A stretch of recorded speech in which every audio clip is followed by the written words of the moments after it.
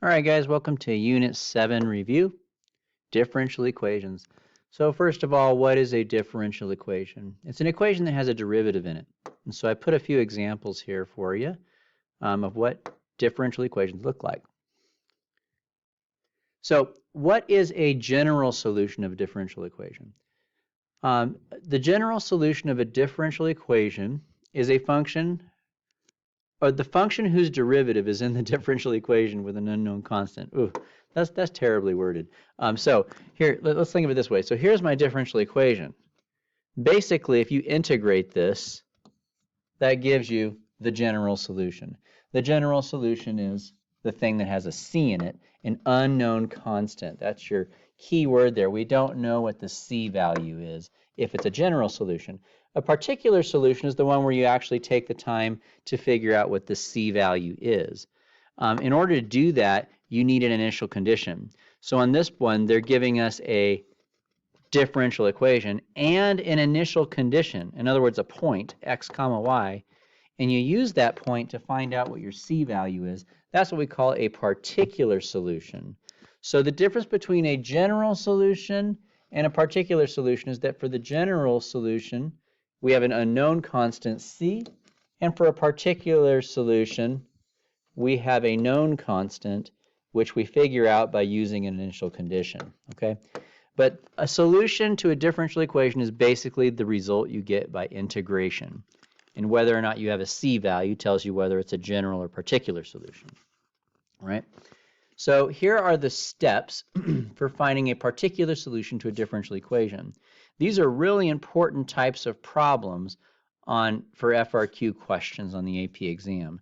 These questions alone, if you pass this one part of an FRQ, then that FRQ is pretty much mastered at that point. You don't need points for the rest of it, because they usually make these things worth 5 points, which is all you need to pass a particular FRQ. So that's pretty cool.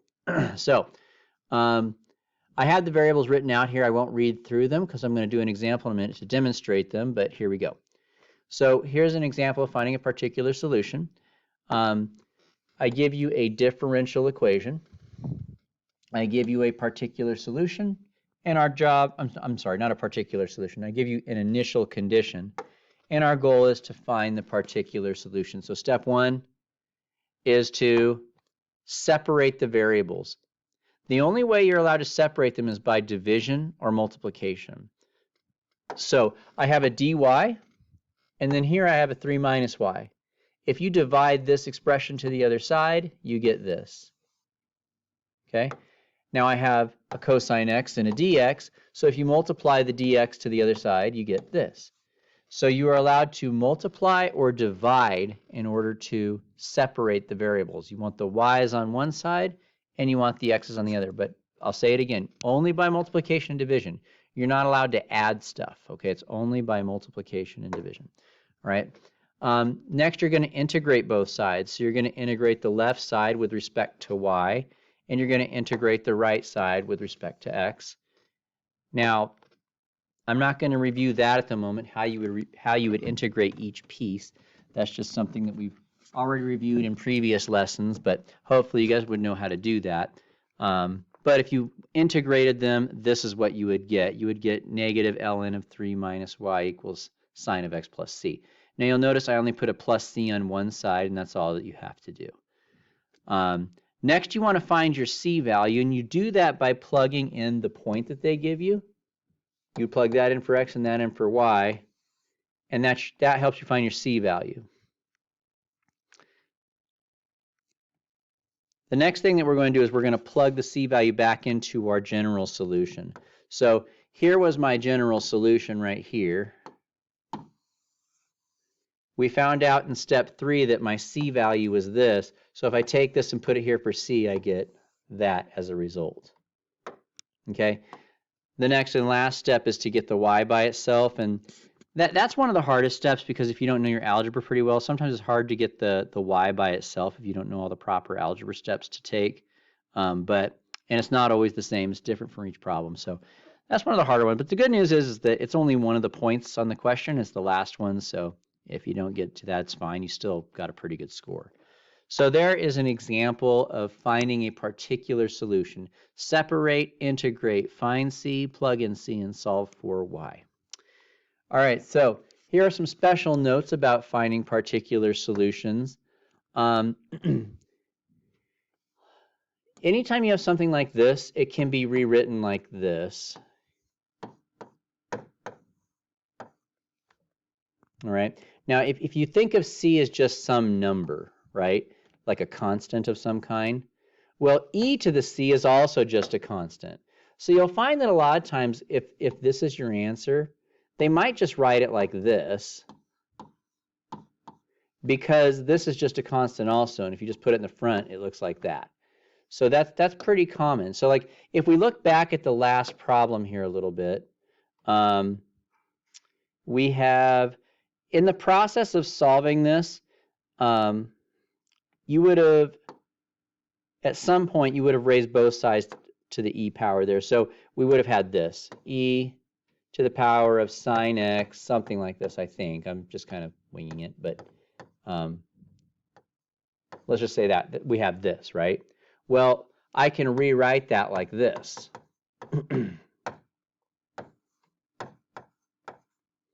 Now, in this case, this actually can be simplified more because e and ln are like opposites and they cancel each other out. And so you're just left with 2. And that's why our final answer there had a 2 in the front. Okay, so it's not too uncommon for them to do that. Now, since this is an FRQ, you can leave it like this. You don't have to do this step. But I'm telling you about this step because they have versions of these types of questions on multiple choice ones. And when they do that, they very rarely leave it like this. They will simplify it to this. So I just want you guys to be aware of that for multiple choice type questions. Now, another special note about particular solutions is like, let's say we had something like this and we were trying to get y by itself. Well, you would have to take a square root on both sides. And when you take a square root, you get a plus and a minus.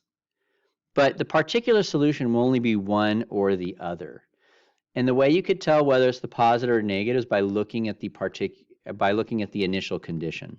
So suppose that I solved for y and I got this, and my initial condition was this. So the question is, does y equal a positive number or a negative number? Well, look at your initial condition. Does the y value equal a positive or a negative? Well, it equals a negative. So the answer to this one would be negative square root of 2x minus 5. So be aware of that. Sometimes when you're doing these types of problems, when you're trying to get the y by itself, you have to take a square root, which means you get a plus and a minus. And the way you could tell which one to use is simply by plugging in your point and seeing which one works. Okay? All right, so those things are out of the way. Here's another type of question that they'll ask about differential equations. They may ask you to check to make sure that something is a solution. So verify that this is a solution to this. All right, so here's what we're going to do. We have y, so I'm going to put that here. Next, I'm going to find out what y prime is and put that here. And then I'm going to find y double prime and put that here. And after I combine them all, they should come out to 0. So let's see if that works. So here's y. Here's y prime. Now with y prime, when you take the derivative of an expression that has a constant multiple, the constant just stays there. And also, interestingly enough, the derivative of e to the x just stays the same also. And so the second derivative is also the same as well. So that's interesting. All three of them are the same. Now let's plug those in and see what we get. So I'm going to put my second derivative here. I'm going to put my first derivative here. And then I'm going to put my original function here. All right. So we have 5e to the x minus 50e to the x plus, oh, I forgot my 5 here, plus 45e to the x. If I combine these, I get negative 5.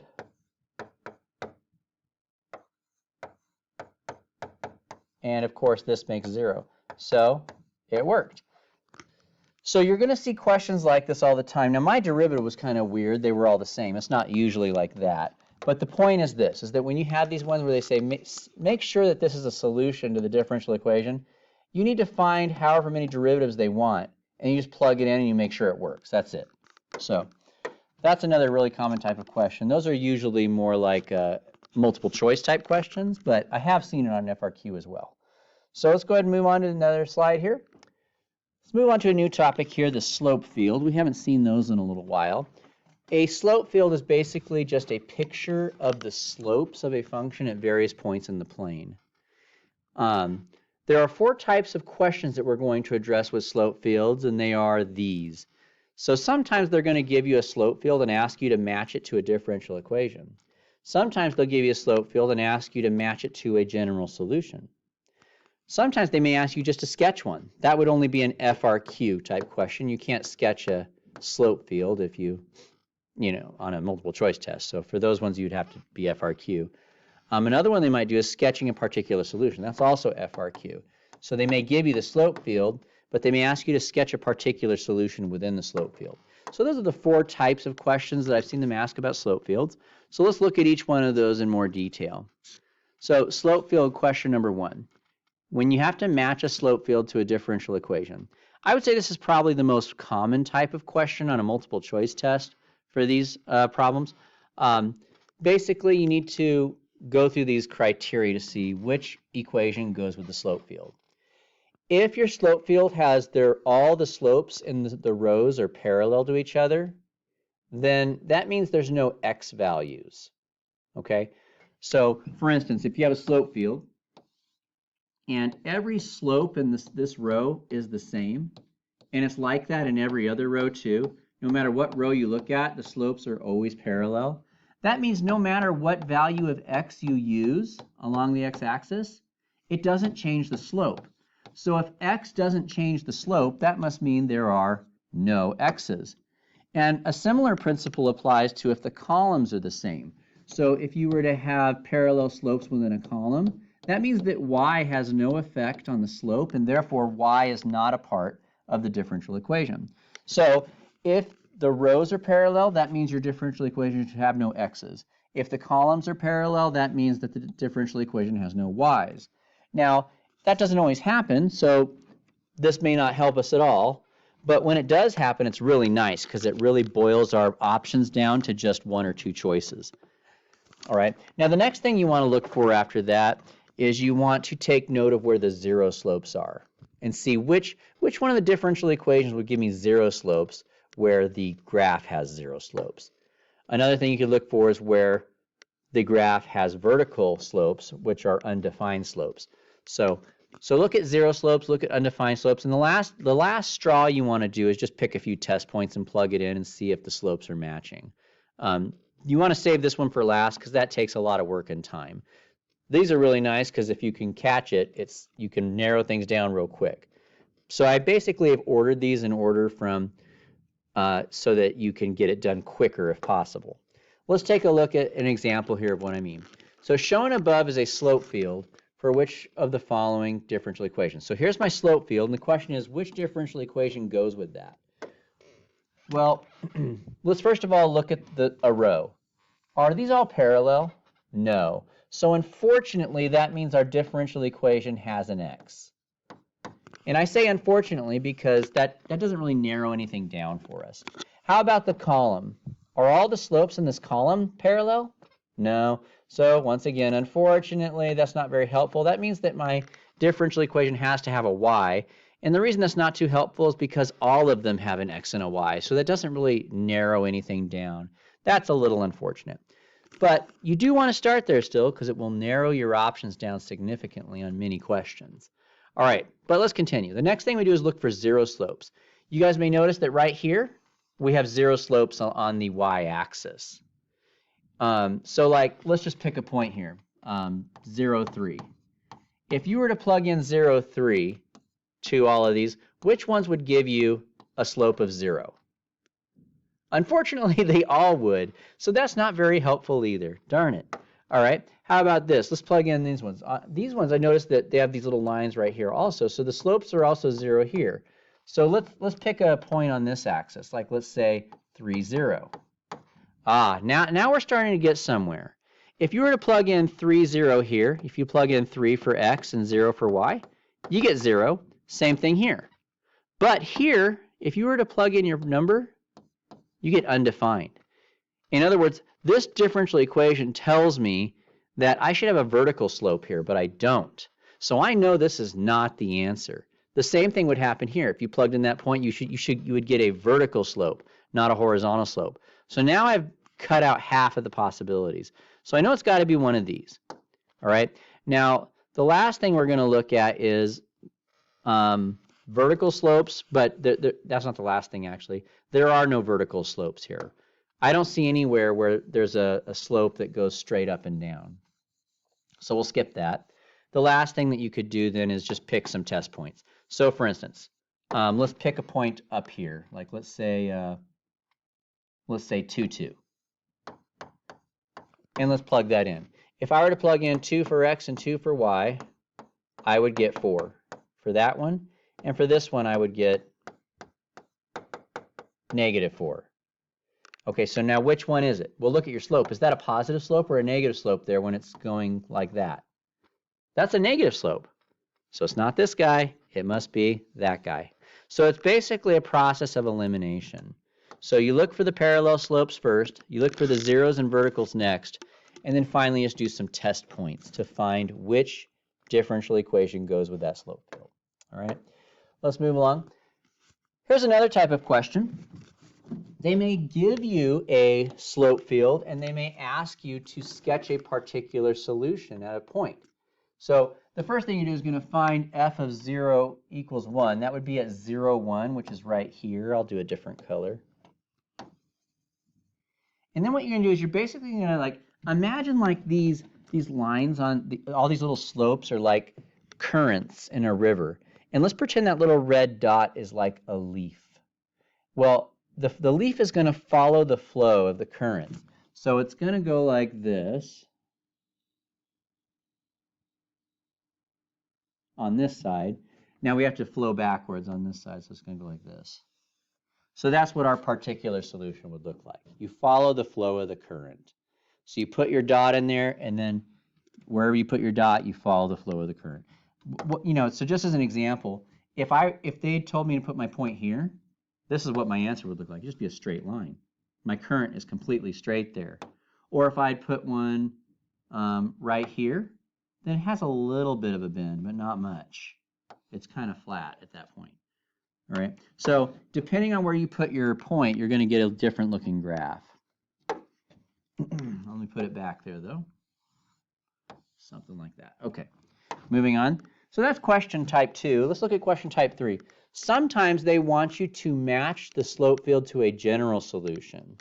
So instead of trying to match the slope field to the differential equation, which is the thing that has derivatives in it, they want you to match it to the actual like integral answer. The way that you do this is by matching the shape of your curve to the graph. So for instance, cosine looks like this. This does not look like a cosine graph to me. Cosine is never going to look like that. It's never going to just be like flat like that. That's not how cosine looks. Cosine looks like a wave. So I don't think that's a wave. This is an x squared. What do x squared functions look like? X squared functions look like parabolas. So this one would be upside down because it's negative.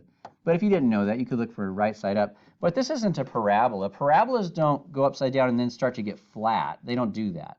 So it's not a parabola, and it's not cosine. What about e to the x? Do you guys know what exponential functions look like? As you can see, you kind of need some prior knowledge in order to answer these questions.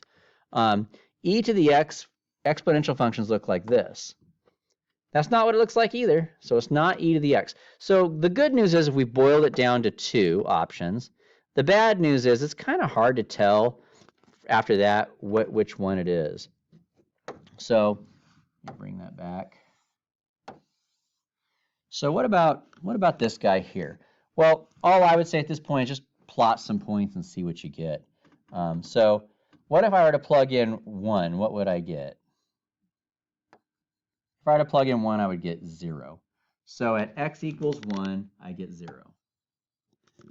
let's plug in 0.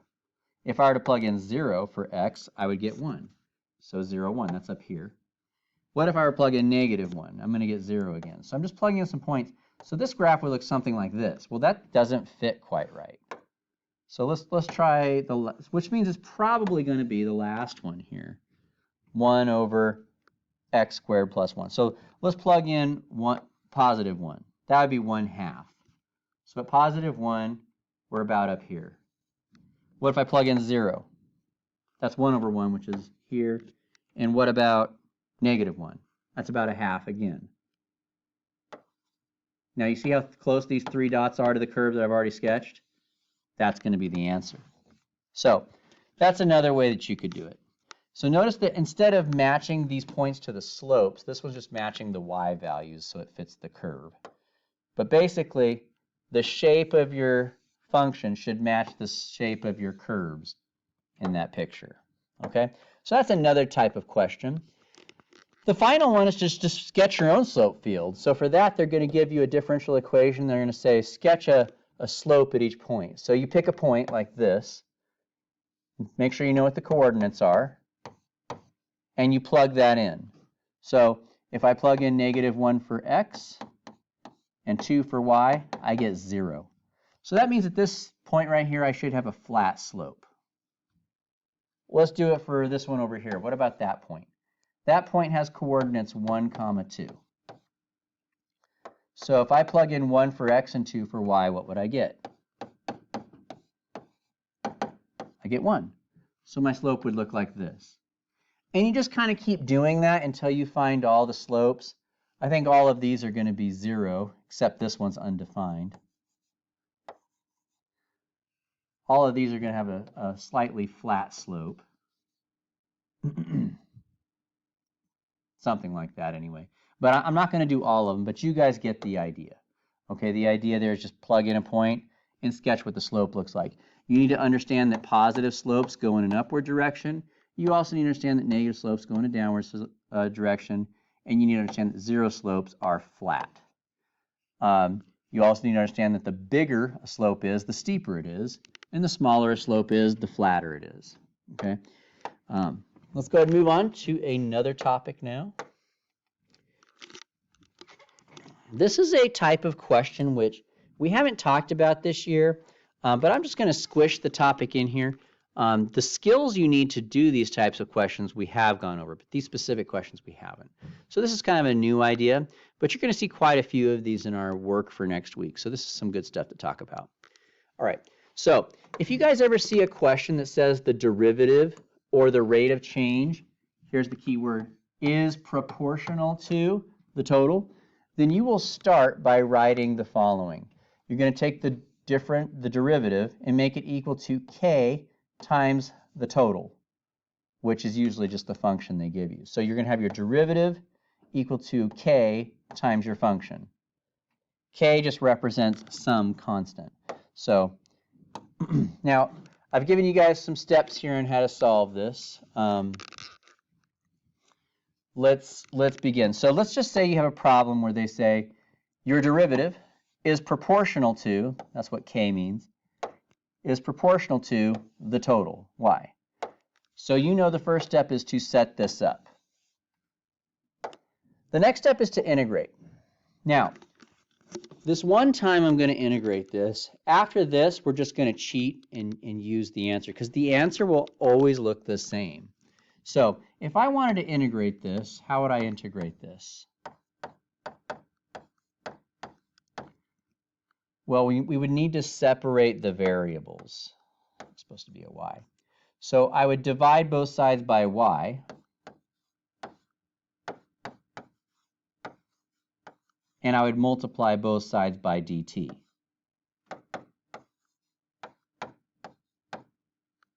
So I put the t on one side and the y on the other. Now the k is not a variable, that's a constant, so I just ignore that one and leave it where it is. Now we integrate. The integral of 1 over y is ln of y. The integral of k dt is kt plus c. Anytime you have a number here, the integral is just that number with a t next to it. Don't forget your plus c. The next thing we do is get the y by itself. You do that by exponentiating both sides. In other words, make both sides a power of e, because e cancels ln and we get this. Now, just so you guys know, they're not usually going to have the answer written like this. Like I said, they're going to take that c off and they're going to move it to the front, so it'll look like this. So here's the blank. Even though that's how you do it, you're not going to need to do that anymore.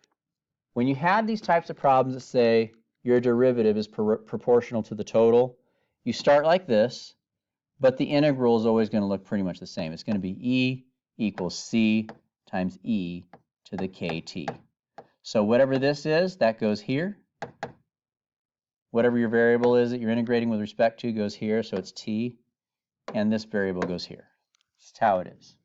It'll always turn out that way for these proportional problems.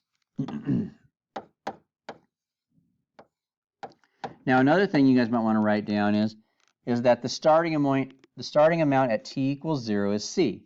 So, and that makes sense. You don't need to write this, but just watch for a second.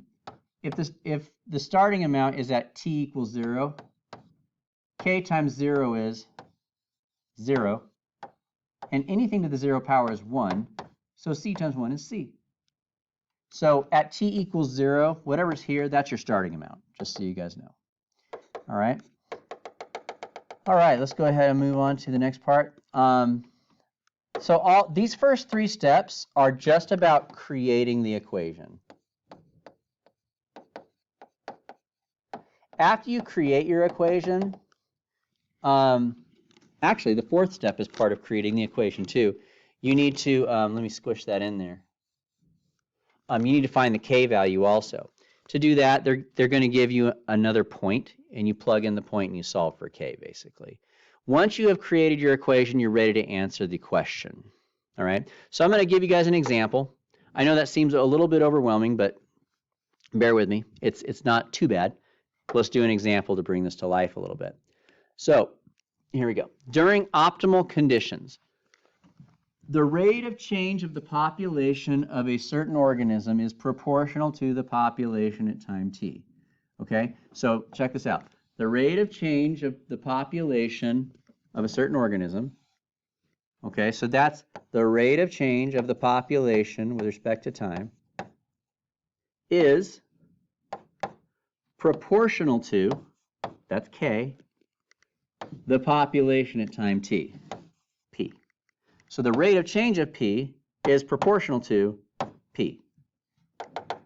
So we'll start there. Now, we could integrate this, but I told you a shortcut. The shortcut is this. This variable will go here. We're going to have a c here. We're going to have an e here. The k goes here, and whatever variable's here goes there. There it is. It's the same formula. It's just that instead of a p, I've got y. I'm sorry, instead of a y, I've got p there. So that's step 2. So step 1, write your differential equation. Step 2, integrate it or just memorize the formula so that you can write the population formula. Now, next thing it tells me is that at time t equals 0 hours, the population is 300. That's the starting amount. So that means that c is 300. The next thing they tell me is that at time t equals 24 hours, the population is 1,000. So I'm going to plug in 1,000 for p. And I'm going to plug in 24 for t. And that's going to allow me to solve for k. So let me number these steps. You guys should do the same. That's step 1.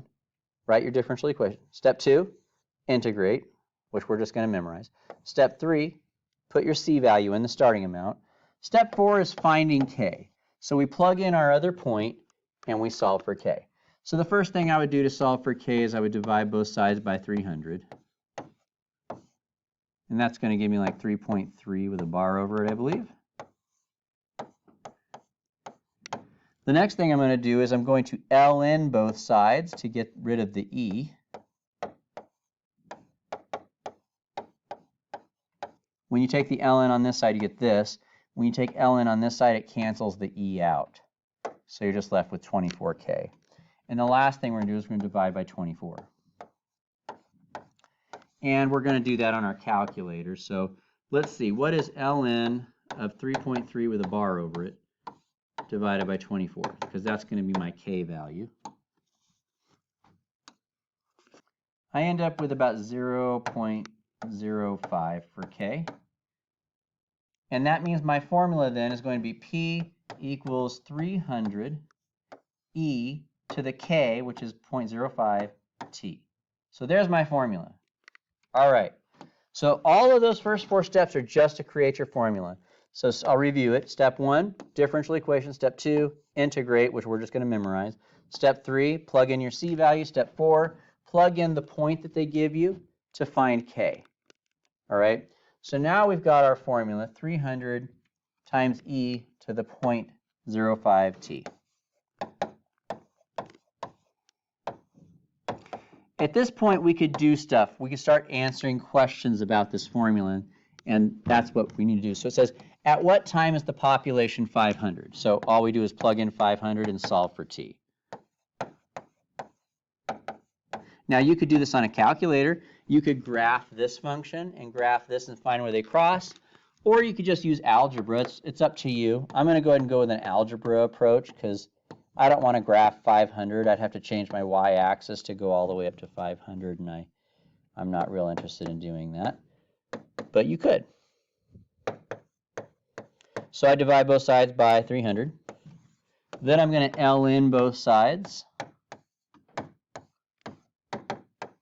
Oh, the e's gone now. And then I'm going to divide both sides by 0.05. And that'll give me t. So once again, let me turn to my trusty calculator to figure out what the answer is. Now, if this wasn't a calculator question, then I would just leave my answer like this. Or if it was an FRQ question, I would just leave my answer like that too. But I'm going to go ahead and just calculate this real quick because I can. I'm getting 10.216. So there it is. So the question is, at what time would the population be 500? That would be at 10.216 hours. And we're all done. So there you guys have it. That's a kind of a new type of question, but old processes and skills are used to do it. So start with your differential, integrate it, put your starting amount in, find your k by plugging in a point. After that, just answer whatever question they're asking. This question could be a lot of different things. So at that point, I don't have any great advice. Just make sure you get the equation created, and once you've got that done, it's up to you to kind of figure out how to answer the rest of it, because it could be different things. But that does it for differential equations. So we'll move on to our next topic when you're ready. See you then.